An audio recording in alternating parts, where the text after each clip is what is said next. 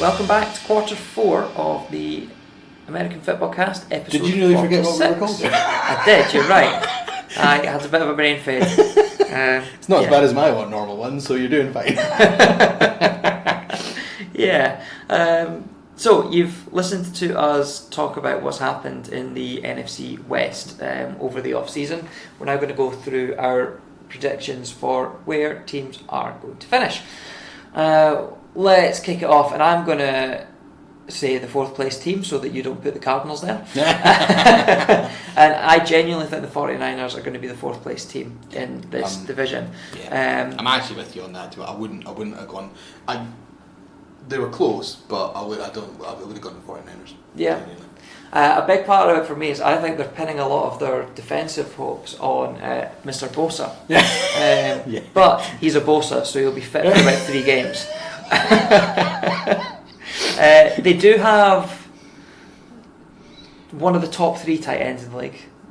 I don't know if he is. Ooh, so you've got Ertz, Kittle, and Travis Kelce. Oh, of course. Kelsey's number 1 for me. Yes. And then So, 2 and 3 is between easy. Ertz and Kittle. Yeah. Kittle. And then you've Kittle. Kettle chips. That's a reference that non-Americans might struggle with. No, Americans will struggle with. God, get it right. Yeah. I can't get anything right. Jesus. Start again. So yeah, they do have an elite tight end. They don't have a huge amount else that's elite on their offense. I think Jimmy G is very good from what we've seen, but he needs to prove it this year. Yeah. I actually think if they do come in 4th in this division, there's then questions raised over Shanahan next off-season. I think they've got to do something this year, and I just can't see them doing it. No, and I think they struggle. I think it's O-line's going to cost them this year, which is such a problem because you need that working for everything else to work around it. They don't seem to have much on wide receivers. Marcus Goodwin, Jordan Matthews, Dante Pettis. I mean, these names are not exactly elite level wide receivers. Running backs are okay. You know, they've got McKinnon, Coleman, and Breida as your 3 running. I'm assuming all 3 make the roster. And then Jimmy G, we think as long as he gets some form of protection, should be okay. They have it at the front of the defense, so obviously we're laughing about Bosa being injured, and it's probably going to happen. But you've still got Arik Armstead, DeForest Buckner, D Ford, DeMontre Moore as a bit of a backup defensive end as well. So a lot of depth there, which will help them. Quan Alexander comes in to help shore up the linebacker core. Safety wise, now I can't remember the boy's name. We've obviously got in terms of name recognition, you've got Sherman, Jason Verrett. Jimmy Ward is one of the safeties. Who's the other ones? I can't find. Somebody that it's one of these kids that are, you don't know about him yet. He had a good season last season. When he has a good season this season now, he'll jump into that elite bracket and everyone will know who he is because he'll get a massive contract and it's all good. Is it maybe it's Jarquisi Tart. Anyway, whomever it is, because of Quentin Rollins, I'll shut up. But solid on defence. I think the O-line will cost them, and we'll say bye-bye Shanahan. So 4th. Cellar dwellers. Yep. 2 wins. Will we throw them right out for the first pick? Nah. 4. They're going to do better than that. Going to get 4. 4, yeah. 3rd place, I don't think we can go anywhere else than Arizona for the 3rd place team in this division. You got it. As much as I would love to say otherwise. Yeah. But it's going to be a season of progress. Yes, a season of progress. It's just about improvement. Much like what we discussed there, O-line is still the big issue. I think actually D-line to an extent as well. I think once you get past the lines, it's a very solid roster. So you've now got Kyler Murray, who's going to move about a lot. You've got David Johnson at running back. Obviously, he's one of the best running backs in the league. Wide receiver core looks decent. Larry Fitz, Michael Crabtree. He's got a lot of depth. Christian Kirk. And then you've got the rookies. You've got Andy Isabella.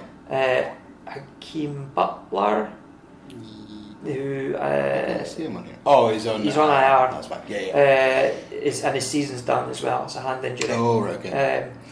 Deshaun Johnson. Cooper. I recognise that name. Phil Cooper. Did they bring him in from the Rams? I'm not sure. Okay. But yeah, so it looks like a fairly solid receiver core. You then move over to the other side of the ball. Linebackers with Chandler Jones, Terrell Suggs, decent in terms of threat. In the secondary, you've got Buddy Baker, you've got DJ Swearinger. Obviously, you've then got Alford and Pat Peterson, who are one's suspended, one's injured, which is an issue at the start. So DJ Swearinger?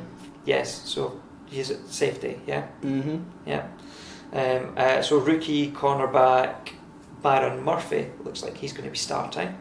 So yeah, that's... He was a second round pick, wasn't he? Yeah, top of the second round. And again, he's from Scottsdale, which... So he is. He went to the same high school as Christian Kirk and... DJ Foster? Is that the name? I'm just going to take your word on it. Yeah, anyway, there are three players from the same high school on the Cardinals roster at the moment, which is... Running back, DJ Foster. Yeah, I think so. I think so. Right, let's go back. Let's just say Could it. be. Yeah. Might be someone else. There's only another 89 in the roster. Yeah, exactly. But yeah, so rebuild season. I think we're okay in Arizona. So if we're thinking, so it was 3 wins last year, and it was awful. 6, 7, there or thereabouts. Oh, 7. Oh, 6. really? 6. Okay. 6. Let's do that. 6 and 10. Yeah. It's progress, and then one more good off season. All of a sudden, assuming Murray's the guy, totally address your O-line next off season. Boom, go time. Roll on 2020. So takes us to the top 2. Is it even a discussion? It's Seattle in second and the Rams at the top. Let's call it. Yeah, absolutely is. And there's no doubt really. I think there's still going to be a gap. I mean, was the Rams the first team to wrap up their division last season? Yes, they probably were, and a good 3 or 4 weeks out, and they were because they were on a par with the sort of Chiefs in terms of record, but the Chiefs had the Chargers right behind them, so they couldn't tie it up quite as quickly. Yes, which gives you more time if you want to rest people at the end of the season. You can. It's all about the Rams in this division, really. The only issue that the Rams are going to have is running back, and how good is Gurley going to be? How many carries is he going to see this year? What is the depth behind it?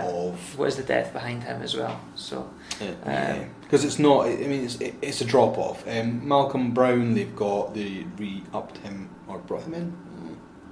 No, re-upped. Could they be a team that picks up someone like Jai, who's still on the heap in a few weeks' time? Where's he been rumbled? Oh, Texas, because obviously Lamar Miller has busted his ACL. Yeah. So but I know what you mean. Yeah, he's bring someone like him in. I think I kind of mentioned it a little bit earlier. There's Darrell Henderson as well at running back, the rookie that they brought in the 3rd round. Yeah.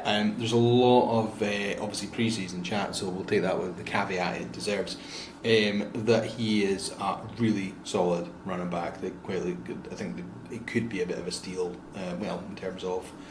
Because obviously running back's kind of devalued now anyway, but when you've got Gurley, you're not looking to get another running back, inverted commas, and if you get someone who could do an okayish job, solid, it's really good to pick him up anyway. Kind of waffling all over the place there like normal. But you've got him, you've got Malcolm Brown to help spell Gurley. Brown again, I think, has had a pretty good off season and pre-season. But it's just the question is what is managing of Gurley? What does it officially mean? Is it we talking goes from 30 snaps down to 25, so they're just giving him a little bit of time off? Or are we talking as drastic as he can only get 15 carries a game now? Because it's the amount that swings is the. And it's the question of actually how many outright games is he going to miss? Are we going to get to a point of the season? Is he going to be? Is he going to have? You got to the back end of yeah. They got to the back end of last season and he was just done. So do we get to the point where? Do we get to mid-November and they just can't do much else for the rest of the season after that? We don't know. What was he basically the entire pre-season he lost? He was hardly playing and they post-season. Yeah, sorry. Yeah. Last year. And then he was never. They never talked about the knee injury until after the Super Bowl. Yeah. It was quite an interesting move.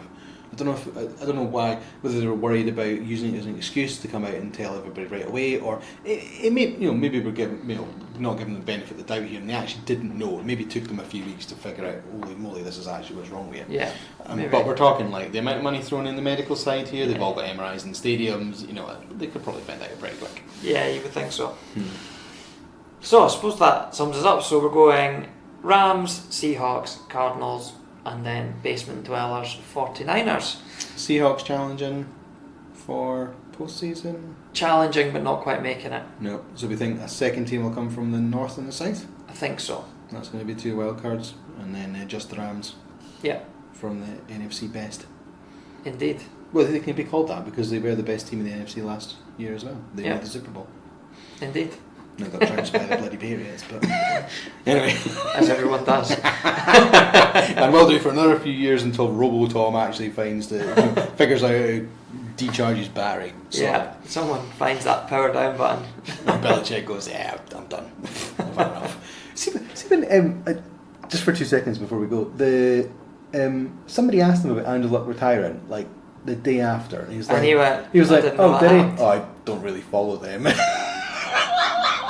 It's I love how he handles the media. He does not give a toss. Yeah. He just calls a spade, and he's like, oh, I don't really follow what they're up to. I'm just worried about what I'm doing here and blah blah. It's just like unreal. He did come around and say he's a really good player, and he gave him a wee bit of plaudit, which was nice.